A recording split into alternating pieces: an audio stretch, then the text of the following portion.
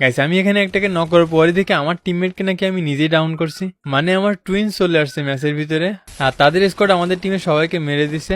এখন আমি একা একা ভাবতেছিলাম যে পালাবো নাকি ফাইট করব। ভাবলাম পালাবো না, এখানে ফেক মুন্না টেনকে ভার্সেস রিয়েল মুন্না টেনকে হয়ে যাক।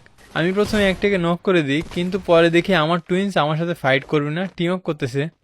আমিও টিম আপ করে ফেলি, কিন্তু সবসময় এই টুং টুং কোনো না কোনো ঝামেলা করবে। এখানে অন্য সবাই টিম আপ করতেছে, কিন্তু সে টিম আপ করতে রাজি না, ফাইট করবে, যে জন্য ওকে আমি নক করে দিই। এরপর আমার টুইন্স এখানে দাঁড়িয়ে কি করছিল জানি না, কিন্তু আচমকা উপর থেকে একটা এনিমি তাকে নক করে দেয়। এরপর আমার পাশেই দুরন্ত ভাই ব্যাকআপ দেওয়ার জন্য ল্যান্ডিং করে। তাকে দেখে কি মনে হচ্ছে কত ইনোসেন্ট একটা ছেলে না, যাদের এমনটা মনে হচ্ছে তাদের গত দিনের একটা ক্লিপ শেয়ার করি। এখানে সাদিয়া ভাইকে একটা প্লেয়ার নক করে দেয়, এনিমিটা নক করে ফিনিশ না করে টিম আপ করছিল, কিন্তু এরপর দুরন্ত ভাই কি করে দেখেন। আর এইখানে কিন্তু আমি সামনে একটা ওকে ওকে সামনে একটা এনিমি দেখতে পারতেছি যে টিম আপ করতেছে। আমি মনে মনে ভাবতেছি যে আমি সাদিয়া আপুকে রিভাইভ দেওয়ার পরে একে আমি মেরে দিব, মেরে মেরে যে দিব এটা ওই জানে না।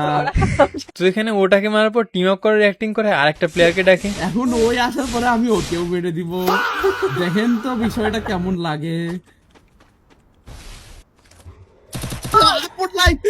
যাই হোক, তো এখানে দুরন্ত ভাই নামার পরই ব্যাকআপ দেওয়ার বদলে কিলটা চুরি করে নিল।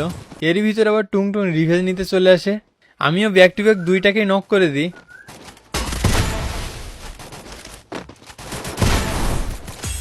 তো এদের মারার পর আমার টুইন্স মানে ফেক মুন্নাটেনকে আবার এসে টিম আপ করে, তাও বোনেক্স ভাইয়ের সামনে। আপনারা জানেন হয়তো বোনেক্স ভাই টিম আপ করতে থাকা প্লেয়ারদেরকে কতটা রেসপেক্ট করে।